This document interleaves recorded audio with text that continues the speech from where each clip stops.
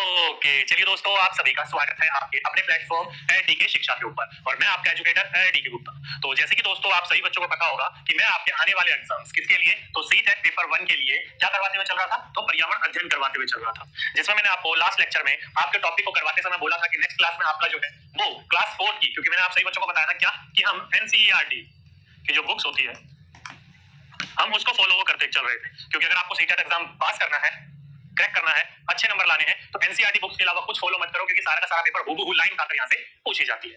जिसमें हमने क्लास 3 की जो है एनसीईआरटी ईवीएस बुक जो होती है वो हमने पूरी की पूरी फिनिश कर ली थी। अगर आपने वीडियो देखी होगी, लेक्चर्स देखे होंगे, तो आपको पता होगा 1 बाय 1 चैप्टर को मैं कवर करवाते हुए चल रहा था। अगले यानी कि हमने शुरू कर रखा था कौन सी, कक्षा 4 की एनसीईआरटी बुक, जिसमें हम ऑलमोस्ट खत्म कर चुके थे। आज जहां तक ख्याल है आपका पूरी की पूरी जो क्लास 4 की ईवीएस की बुक है वो भी खत्म हो जाएगी। अगर नहीं खत्म होगी तो नेक्स्ट क्लास में इसको देख लेंगे, कोई दिक्कत वाली बात नहीं है, ठीक है। तो आज दोस्तों हम जो क्लास 4 की एनसीईआरटी बुक को फॉलो करते हुए चल रहे थे, उसके अंदर जो आज टॉपिक करने वाले हैं दोस्तों, वो करने वाले हैं सीटेट के सिलेबस के according things we may can do. नाम से कोई मतलब नहीं है, जो हम सोचते हैं, जो हम करते हैं, हिंदी में से कहा जाता है, उससे कोई मतलब नहीं है, क्योंकि हम एनसीईआरटी को फॉलो करते हुए चल रहे थे, तो नोट्स भी हम एनसीईआरटी के हिसाब से बनाते हुए चल रहे थे, ठीक है। तो एनसीईआरटी के अकॉर्डिंग देखी जाए तो एनसीईआरटी कक्षा 4 की किताब को हम कर रहे थे, तो एनसीईआरटी कक्षा 4 यानी कि क्लास 4 की जो चैप्टर नंबर कौन सा है, 25वां चैप्टर है। इससे पहले मैं क्लास 4 के 24 चैप्टर आपको करवा चुका था और बीच में कुछ मैं आपके हिंदी के पोर्शन भी ऐड करते हुए चल रहा था, क्योंकि हिंदी के भी चैप्टरों से क्वेश्चन पूछ लिए जाते हैं आपके एग्जाम में, ठीक है। तो कक्षा कौन सी है आज अपनी, तो ये है क्लास 4 की पार्ट नंबर 25। जिस चैप्टर का नाम क्या है, तो चैप्टर का नाम है चटपटी पहेलियां। आप सभी बच्चों को पता होगा कि पुराने टाइम पर जब हम बच्चे थे, स्कूल के टाइम पर हम जो पढ़ रहे थे, किताबों में बहुत सारी पहेलियां थी। जैसे कि आप एक पहेली है ना कि एक पक्षी ऐसा जिसके दुम पर पैसा, जो कि सिर से दुम तक लगे नीला ही नीला। ये क्या है, अजीब अजीब सी पहेलियां हैं, मजेदार सी पहेलियां हैं, चटपटी सी पहेलियां हैं। तो उसी प्रकार से इस चैप्टर के अंतर्गत पहेलियां दी हुई हैं, 8 से 9 पहेलियां, लेकिन उसमें से आपकी केवल 4 से 5 इंपॉर्टेंट है, जो कि एग्जाम पॉइंट ऑफ व्यू से इंपॉर्टेंट है, और जो कि आप पढ़ोगे तो थोड़ा सा आप उलझ सकते हो कि ये कौन कौन से या फिर क्या है। बाकी आप कितने ज्यादा कोई भी प्रॉब्लम देने वाले नहीं है, इसलिए हम बाकी को ना करके केवल जो इंपॉर्टेंट है उनको कवर करेंगे। ओके, चलिए, तो सभी के सभी बच्चे अपनी नोटबुक निकाल लीजिए, आज की डेट डाल लीजिए और लिख लीजिएगा things we may can do के अंतर्गत जो चटपटी पहेलियां हैं भोजन से, ठीक है, किसको, भोजन को लेकर। चलिए, तो दोस्तों ये है आज का अपना पहला पहेली। देखिए क्या लिखा हुआ है, लिखा हुआ है कि, वैसे तो आपको आई थिंक दिख रहा होगा, हाँ प्रॉपर दिख रहा है, कोई दिक्कत वाली बात नहीं है किसी भी बच्चे को। देखो दोस्तों क्या लिखा हुआ है, लिखा हुआ है कि काले काले मोती जैसी, क्या बोल रखा है, काले काले मोती जैसी छोटी सी पर गोल हूं, बारीक पिसी या दरदरी, मैं तीखे स्वाद वाली। देखो दोस्तों आप सही बच्चों को पता होगा कि पुराने समय में जब हमारे यहाँ पर मिर्ची नहीं थी, मिर्ची कहां से आई थी, हमारे यहाँ पर दक्षिण अमेरिका से आई थी। कौन लेकर आए थे, पुर्तगाली लोग लेकर आए थे। तो उससे पहले हम लोग जो थे खानों को तीखा करने के लिए किस चीज का इस्तेमाल करते थे, तो इसी चीज का इस्तेमाल करते थे। जब हमारे पास मिर्ची आ गई, हरी लाल जो भी हो, हम उसको इस्तेमाल करने लगे क्या, खाने को तीखा करने के लिए, लेकिन उससे पहले हम खाने को इसी से ही तीखा करते थे। पहले क्या, दोबारा पढ़ो, लिखा है कि काले काले मोती जैसी छोटी सी पर गोल हूं, बारीक पिसी या दरदरी, मैं तीखे स्वाद वाली, मीठे और नमकीन में मैं दोनों में डाली जाती हूँ, सोचो सोचो कौन हूं मैं, जल्दी बोलो कौन हूं मैं। तो ये है आपकी आज की पहेली, जो कि आप सही बच्चों को सोचना है और इसका उत्तर मुझे देना है। बाकी बगल में आपको फिगर भी दे रखा है, तो उस फिगर को भी देखकर आप इस चीज के बारे में मुझे बता सकते हो, कोई दिक्कत वाली बात नहीं है, ठीक है। तो जल्दी से बताइए मुझे इसको क्या कहते हैं, कौन सा बच्चा मुझे इसका सही आंसर बताएगा, फटाफट। देखिए काले काले मोती जैसी, देखो ये, देखो ये देख रहे हो, ये क्या है, काले काले है, और ये क्या है, गोल गोल सी है, मोती जैसी है। कैसी है, मोती जैसी है, छोटी सी पर गोल हूं मैं, क्या है, इतनी इतनी सी होती है, छोटी छोटी सी है, गोल है लेकिन ये, ठीक है। आगे बोल रहा है बारीक पिसी या फिर दरदरी, मैं तीखे स्वाद वाली हूं, कैसी है, मैं तीखे स्वाद वाली हूं। आगे बोला है, यहां से मेन बिंदु है, मीठे और नमकीन में मैं दोनों में डाली जाती हूं, ठीक है। तो अगर आपसे पूछा जाए कि निम्नलिखित में से इस पहेली को पढ़िए और इसका सही आंसर दीजिए, लिखा होगा आपके काले काले मोती जैसी छोटी सी पर गोल हूं मैं, मीठे और नमकीन में मैं दोनों में ही डाली जाती हूँ, ऐसे करके बोल दिया जा सकता है आपसे। तो ये क्या है, छोटी छोटी सी, आपको दिखने से पता लग गया होगा ये क्या है, काली मिर्च है, जैसे आप मिर्चा भी बोल देते हो कई बार, ठीक है, क्या है, काली मिर्च। जैसे आप इंग्लिश में क्या बोलते हो, क्या बोलते हैं इंग्लिश में, ब्लैक पेपर, क्या बोलते हो, काली मिर्च यानी कि ब्लैक पेपर। ये क्या है, काली मिर्च यानी कि ब्लैक पेपर, ठीक है। तो अगली बार आपके एग्जाम में पूछा जाएगा तो आपको इस चीज के बारे में पता होना चाहिए। सभी बच्चे समझ गए, कोई दिक्कत वाली बात नहीं है यहाँ तक, जल्दी से बताइए, कोई दिक्कत।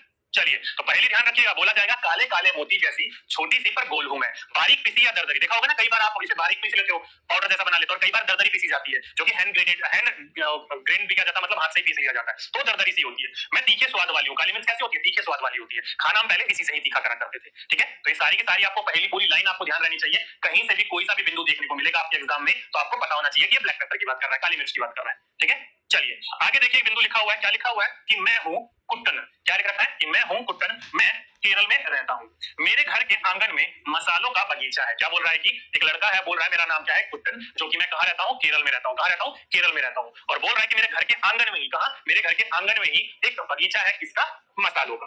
आगे बोल रखा है कि वहां पर तेज पत्ता, छोटी इलायची, बड़ी इलायची, काली मिर्च आदि को उगते देखता हूँ। देख सकते हो काली मिर्च यहाँ पर भी और यहाँ पर भी है। तो क्या बोला गया कि ये कुट्टन है जो कि केरल का रहने वाला है, इसके घर के आंगन में ही एक बगीचा है मसालों का। आम बगीचा नहीं है, मसालों का बगीचा। हर किसी घर के आंगन में मसालों का बगीचा नहीं होता है। और कौन कौन सी चीजें उगा रखी है इसने अपने बगीचे में, तो तेज पत्ता, आपने देखा होगा ना घर में तड़का वगैरह लगाने के लिए ताल वाल पे तेज पत्ते का लगाते हैं। तो वैसे देखा जाए तो मेरे गांव के घर में, मेरे घर के आंगन में भी तेज पत्ते का पेड़ लगा और काफी पुराना पेड़ है, बहुत अमूल्य पत्तों का, सूख सूख के गिरते रहते हैं, उनका इस्तेमाल हमारे घर में किया जाता है। ठीक है, तो मैंने देख रखा है तेज पत्ते का पेड़ मेरे घर के आंगन में ही है गांव के।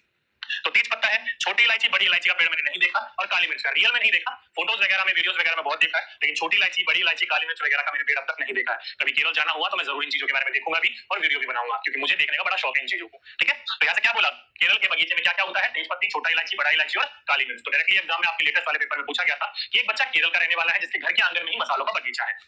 तो केरल में मसाले के बगीचे में क्या क्या उगता है, तो वो उगता है दोस्तों तेज पत्ता, छोटी इलायची, बड़ी इलायची और काली मिर्च। इंपॉर्टेंट है, ध्यान रखिएगा इस बात को। ठीक है, उम्मीद करता हूं यहां तक सभी के सभी बच्चे समझ गए होंगे, कोई दिक्कत वाली बात नहीं होगी। इंग्लिश वाले बच्चे परेशान ना हो, यहां से सारी की सारी चीजें नोट डाउन कर लीजिएगा। वही बात है, तेज पत्ता हो गया, स्मॉल एंड बिग कार्डमम्स हो गए और ब्लैक पेपर हो गया। इन चीजों को केरल के घर के आंगन में ही, बगीचों में ही उगाया जाता है। ठीक, चलिए अगली चटपटी पहेली के ऊपर चलते हैं। अगली चटपटी पहेली देखो ये है, क्या बोला गया है, बोला गया है कि हरे रंग की जीरे जैसी, क्या बोल रहा है ये, कि हरे रंग की जीरे जैसी, ठीक हाजमा रखती, खाने के बाद मुझे खाते, मैं मुंह का स्वाद बढ़ाती, सोचो सोचो कौन हूं मैं, जल्दी बोलो अब कौन हूं मैं। कुछ कुछ इस तरह से दिखाई देता है ये इसका छोटा रूप है और ये इसका ज़ूम रूप है। तो इसको देखकर ये मत मान लीजिएगा कि तेज पत्ता है, तेज पत्ता भी कुछ कुछ इसी प्रकार का दिखाई देता है, लाइनिंग भी इसी प्रकार की, लेकिन जब कटोरी में रखोगे तो ऐसे दिखाई देगी। देखो इशारे से ही बोल रहा है कि हरे रंग की, क्या है, हरे रंग की जीरे जैसी, क्या बोल रहा है, हरे रंग की जीरे जैसी, ठीक हाजमा में रखती। साफ साफ बोल रखा है कि मैं क्या है, हरे रंग की हूं और जीरे जैसी दिखती हूं, और मैं क्या रखती हूं, हाजमा ठीक रखती हूं। क्या रखती हूं,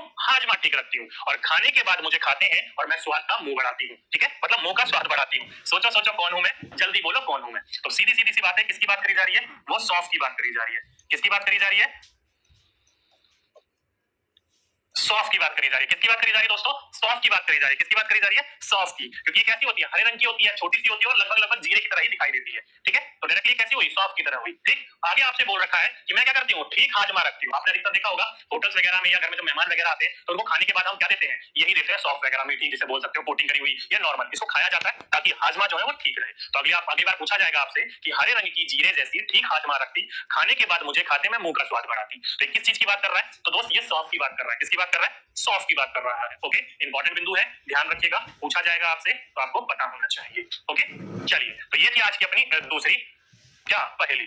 अगली पहेली के ऊपर चलते हैं। देखो अगली पहेली है कि कील जैसी दिखती हूँ। क्या बोल रखा है ये, कि कील जैसी, नील यानी कि कील जो होती है दीवार में ठोकने वाली, वो कील जैसी दिखती पर मैं एक कली हूँ, चॉकलेटी भूरे रंग की तेज खुशबू वाली हूँ, जब दर्द होता दांत में तब मुझे रखते दांत में, सोचो सोचो कौन हूं मैं, जल्दी बोलो कौन हूं मैं। डायरेक्टली आपके अभी लेटेस्ट एग्जाम में पूछा भी गया था कि निम्नलिखित में से जब दांतों में दर्द होता है तो उपचार करने के लिए किस चीज का सेवन किया जाता है या रखा जाता है दांतों में, तो किसी को रखा जाता है। देखिए कुछ कुछ उसके ऊपर की जो हिस्सा है वो किसकी तरह है, कील की तरह है, दिखने में कील की तरह ये दीवार में ठोकते हैं अधिकतर चीज लटकाने वगैरह के लिए, तो क्या है ये, कील की तरह ही दिखती है, इसलिए बोला गया है कि कील जैसी दिखती हूँ। कैसे दिखती हूँ, कील जैसी दिखती हूँ। पर भाई ये कील नहीं है, क्या है ये, तो ये है कली। तो अगर आपसे पूछा जाएगा कि निम्नलिखित में से कली के रूप में हम किसका सेवन करते हैं, तो इसी का ही सेवन करते हैं। और कई बच्चों ने तो सोच भी लिया होगा ये क्या है, तो ये है भाई लौंग। क्या है, लौंग। क्या है, क्लॉव। तो ध्यान रखिएगा इसे क्या कहा जाता है, लौंग कहा जाता है। क्या कहा जाता है, लौंग। इंग्लिश वाले में क्या कहा जाता है, इसे क्लॉव कहा जाता है। ओके, इंपॉर्टेंट बिंदु है, पूछा जाएगा आपसे तो आपको पता होना चाहिए। अब आपने अधिकतर बार देखा होगा आपके घर में आपके बुजुर्गों को, अपने माता पिता को, या आपने भी कई बार खाया होगा, जब दांतों में दर्द होता है तो इसको हम मुंह में रख लेते हैं ताकि हमारे मुंह में जो एक तो स्मेल भी चली जाती है, दूसरे दांतों को ये मजबूती भी प्रदान करता है, दांतों का दर्द भी दूर करता है। ठीक है, पहला क्वेश्चन कि जब दांतों में दर्द होता है तो निम्नलिखित में से किसका सेवन करते हैं घरेलू उपाय के रूप में, तो लौंग का इस्तेमाल करते हैं। अगला क्वेश्चन, निम्नलिखित में से वह कौन सा खाने का हिस्सा है जो कि हम कली के रूप में सेवन करते हैं, तो लौंग क्या होती है, कली होती है, इसी का हम सेवन करते हैं। ठीक है, और साथ ही साथ में पहली देकर पूछ लिया जाएगा कि कील जैसी दिखती हूं पर मैं एक कली हूं, चॉकलेटी भूरे रंग की तेज खुशबू वाली हूं, जब दर्द होता दांत में मुझे रखते दांत में, सोचो सोचो कौन हूं मैं। जल्दी बोलो कौन हूं मैं। पहले की कोई सी भी दो लाइन दे दी जाएगी और पूछा जाएगा कि निम्नलिखित में से किसकी बात कर रहा है, तो ये लॉन्ग की बात कर रहा है। ओके, इंपॉर्टेंट क्वेश्चन है, कहीं से भी देखने को मिलेगा। 3-4 लाइन यहां से निकल गई डायरेक्टली आपके एग्जाम में। यहां से कई बार क्वेश्चन बन चुका है, अगली बार फिर बनेगा, तो आपको इस चीज के बारे में पता होना चाहिए। ओके, उम्मीद करता हूं यहां तक सभी के सभी बच्चों को समझ में आ गया होगा, और ये जो पहेली थी यहां तक सभी बच्चों को समझ में आ गया होगा, किसी भी प्रकार की कोई दिक्कत नहीं है। ठीक, तो आपके इस वाले चैप्टर में दोस्तों कुल मिलाकर 5 से 7 पहेलियां थी, लेकिन बाकी सिंपल थी। जैसे कि चोट लगने पर हम किसे लगाते हैं, हल्दी में लगाते हैं। खाने को तीखा करने के लिए किसका इस्तेमाल करते हैं, मिर्ची का इस्तेमाल करते हैं। तो वो इतनी ज्यादा इंपॉर्टेंट नहीं थी, ये बहुत ज्यादा इंपॉर्टेंट थी, इसलिए मैंने इसको कराया। बाकी को स्किप कर दिया ताकि आपका टाइम वेस्ट भी ना हो, और वो पहली पढ़ोगे तो इजी आप आंसर दे भी पाओगे, कोई दिक्कत वाली बात नहीं है। ठीक है, तो ये 3 पहेलियां इंपॉर्टेंट थी और एक वो कुट्टन वाला। उम्मीद करता हूं चारों की चारों समझ में आ गया होगा आप सभी बच्चों को। चलिए अब चलते हैं नेक्स्ट चैप्टर की ओर, जो कि है नेक्स्ट चैप्टर 26 और क्लास चौथी का आखिरी चैप्टर है। ठीक है, चैप्टर का नाम क्या है, तो फौजी वहीदा। वहीदा नाम की लड़की है जो कि फौज में डॉक्टर का एक पद के ऊपर है और वो फौज में भर्ती है। ठीक है, उसी की पूरी कहानी है, कैसे उन्होंने जद्दोजहद करा और कैसे वो आगे की तरफ जाकर एक पूरी की पूरी उन्होंने परेड की कमान संभाली। चलिए समझते हैं क्या है क्वेश्चन, यानी कि चैप्टर। तो ये चैप्टर जो आएगा आपके सीटेट के सिलेबस के अकॉर्डिंग ट्रैवल यानी कि यात्रा के अंतर्गत आएगा। चलिए पढ़ते हुए चलते, देखिए लेफ्टिनेंट कमांडर वहीदा प्रिंस, ये इनका पूरा का पूरा नाम है, lieutenant commander Waheeda Prince. Okay, भारतीय नौसेना, आप सभी को पता है जल सेना, वायुसेना, नौसेना, ये अलग अलग प्रकार के देखने को मिलती है आपको, थल सेना वगैरह। तो वही है नौसेना हमारे भारत की। कहां की, हमारे भारत की नौसेना, भारतीय नौसेना में क्या है, ये डॉक्टर है। क्या है ये, तो ध्यान रखिएगा दोस्तों, ये जो है इंडियन नेवी, जो हमारी नेवी फोर्स होती है, इंडियन नेवी है, उस नेवी के अंतर्गत डॉक्टर के पद पर है। किसके पद पर है, डॉक्टर के पद पर है। और नौसेना की समुद्री जहाजों पर काम करने वाली गिनी चुनी महिलाओं में से एक है, और ये पहली महिला है जिन्होंने एक पूरी की पूरी परेड की कमान संभाली। आप सही बच्चों को पता होगा, गणतंत्र दिवस हो गया, स्वतंत्रता दिवस हो गया, इन दिवसों के ऊपर अलग अलग जो हमारी सेनाएं हैं उनके द्वारा परेड करवाई जाती है, की जाती है। ठीक है, तो ये एक हमारी इंडियन वुमेन, पहली इंडियन वुमेन बनी जो जिसने पूरी की पूरी एक परेड की कमान संभाली थी। जैसे कि आप यहाँ पर देख रहे हो, इनकी कुछ इमेजेस हैं और इनके पीछे फौजी वगैरह चल रही है। तो ये हमारी भारत की पहली महिला बनी जिन्होंने पूरी की पूरी परेड की कमान संभाली। तो अगर आपसे पूछा जाएगा कि निम्नलिखित में से वह कौन सी महिला है जिन्होंने भारतीय नौसेना के अंतर्गत रहते हुए एक भारत की पूरी किसकी परेड की कमान संभाली थी, तो वो थी लेफ्टिनेंट कमांडर वहीदा प्रिंस। इन्होंने ही पूरी की पूरी भारतीय नौसेना में क्या करा था, पूरी की पूरी परेड की कमान संभाली थी। ठीक है, इंपॉर्टेंट है, ध्यान रखिएगा। और ये जो नौसेना होती है वो समुद्रों पर 6-6, 7-7 महीने में चल रहती है, और उस बीच में अगर नौसैनिक जो है उनको किसी भी प्रकार की कोई समस्या आ जाती है, हेल्थ बिगड़ जाती है, तो वहां पर डॉक्टर भी होते हैं उनको ठीक करने के लिए। तो यही वह उनमें से गिनी चुनी महिलाओं में से थी जो जहाज यानी कि शिप पर, पानी वाले शिप पर काम किया करती थी एज ए डॉक्टर के पोस्ट पर। ठीक है, आगे चलते हैं।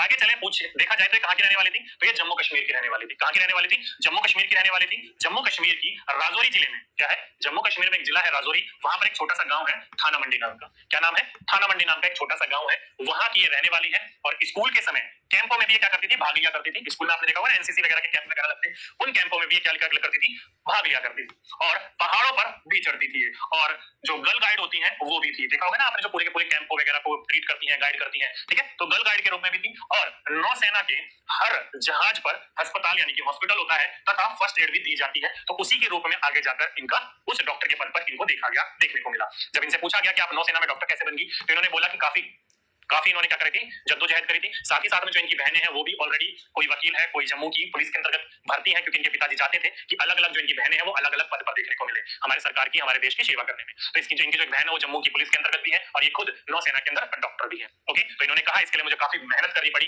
पहले मैंने अपने लोकली जाकर कॉलेज पास किया, फिर मैंने अपना एमबीबीएस का एडमिशन लिया, और 5 साल उसमें कड़ी मेहनत करने के बाद मुझे डॉक्टर की उपाधि मिली, और जब जाकर मैं अपने नौसेना के अंतर्गत डॉक्टर के रूप में क्या हुई, सेलेक्ट हुई, और काफी अच्छा उनका वहां पर ये काम भी था। तो पूछा जाएगा कि लेफ्टिनेंट कमांडर वहीदा प्रिंस जो है कहां की रहने वाली थी, तो जम्मू की राजौरी जिले की थाना मंडी के छोटे से गांव की रहने वाली थी। ठीक है, ध्यान रखिएगा इस बात को।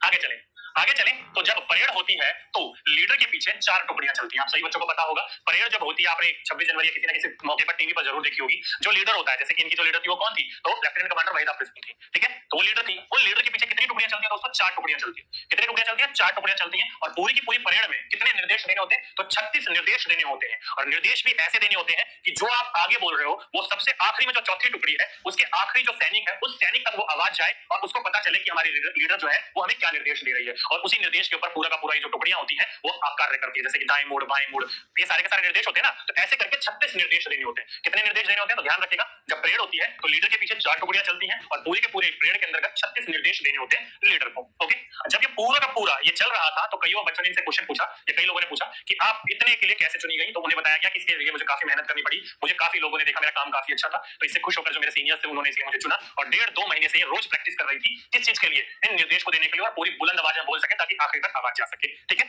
जब पूरी की पूरी परेड खत्म हुई और जो वहीदा प्रिज्म थे उनसे जब उनके सीनियर्स मिले तब उनसे पूछा गया कि मैम ये आपका जो नाम है वहीदा प्रिज्म, ये प्रिज्म का मतलब क्या है? तो उन्होंने कहा, और ये नाम किसने दिया है? तो उन्होंने कहा कि जब मैं छोटी थी तो मेरे पिताजी ने मुझे ये नाम दिया था। किन्होंने दिया था? मुझे मेरे पिताजी ने नाम दिया था, जिसका मतलब होता है कि एक ऐसा तिकोना कांच जिसके अंतर्गत से 7 रंग दिखाई देते हैं। क्या रंग दिखाई देते हैं? 7 रंग दिखाई देते हैं। और पिताजी ने इनको यही कहा था कि जिस तरीके से ये कांच है उसी तरीके से तुम्हें बनना है स्वर गुण संपन्न, जिसे बोला जा सकता है। ओके, तो इसका मतलब क्या होता है? एक ऐसा तिकोना कांच जिसमें 7 रंग दिखते हैं, उसी को ही प्रिज्म कहा जाता है। ओके, तो ये पूरी की पूरी कहानी थी, पूरी की पूरी स्टोरी थी किसकी? लेफ्टिनेंट कमांडर वहीदा प्रिज्म की, जिसके बारे में आपको जितनी जानकारी चाहिए, जितनी जानकारी आपके लिए इंपॉर्टेंट है, उतनी मैंने जानकारी आपको पूरी की पूरी दे दी है। वैसे 3 पेजों का लंबा चैप्टर है, पूरे के पूरे चैप्टर को पढ़ने की जरूरत नहीं है, जहां जहां से बिंदु निकल सकते थे मैंने आपके लिए निकाले और एग्जाम पॉइंट ऑफ व्यू से मैंने पूरा का पूरा पढ़ा दिया। ओके, तो ये था दोस्तों आपका कक्षा चौथी के आखिरी चैप्टर की कहानी। यहां पर आकर हमारी कक्षा चौथी की किताब भी फिनिश हो जाती है। ओके, चलिए अब देखते हैं आपके एग्जाम में यहां से कैसे कैसे क्वेश्चंस देखने को आपको मिल सकते हैं या फिर मिले हैं। ठीक है,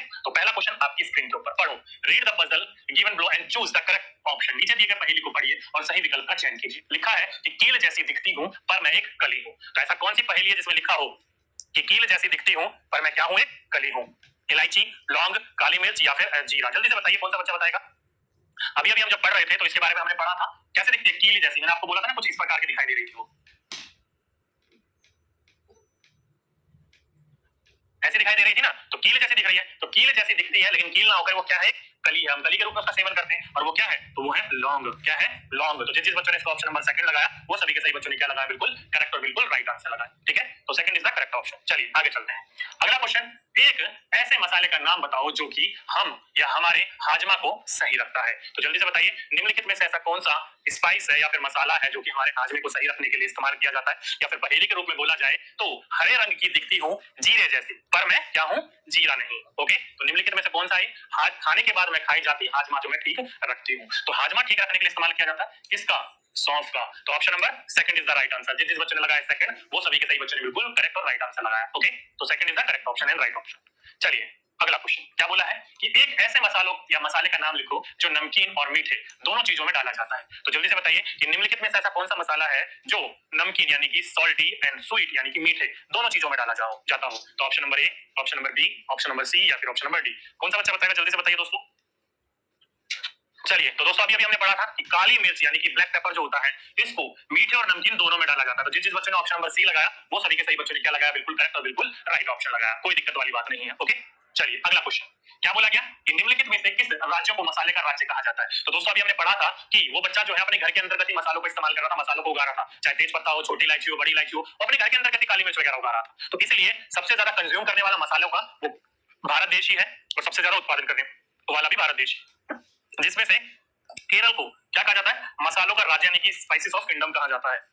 ओके, तो ऑप्शन नंबर थर्ड, क्योंकि वो केरल का ही रहने वाला था, अपने घर के आंगन में उगा रहा था सब कुछ। तो ऑप्शन नंबर थर्ड, जिस जिस बच्चों ने जिस जिस भाइयों ने ऑप्शन नंबर थर्ड लगाया वो सभी के सही बच्चों ने बिल्कुल करेक्ट आंसर लगाया। ठीक है, अगला क्वेश्चन बोला गया है कि गणतंत्र दिवस परेड में कितने तरह के निर्देश दिए जाते हैं? अब देखो दोस्तों, गणतंत्र दिवस मान लो या रिपब्लिक डे मान लो, कोई से भी मान लो, उसके अंतर्गत जो परेड होती है, परेड में कितने प्रकार के निर्देश दिए जाते हैं? जैसे कि अभी जो कि लेफ्टिनेंट कमांडर वहीदा प्रिज्म ये जो पूरे के पूरे परेड पे क्या कर रही थी? कमान संभाल रही थी, लीडर थी, जिसके पीछे 4 टुकड़ियां चल रही थी। उन 4 टुकड़ियों को कितने प्रकार के निर्देश देने हो रहे थे? इसको 36 प्रकार के निर्देश देने हो रहे थे। तो ऑप्शन नंबर थर्ड, जिस जिस बच्चे ने लगाया ऑप्शन नंबर थर्ड वो सभी के सही बच्चों ने बिल्कुल करेक्ट और राइट ऑप्शन लगाया। ठीक, चलिए आगे चलते हैं।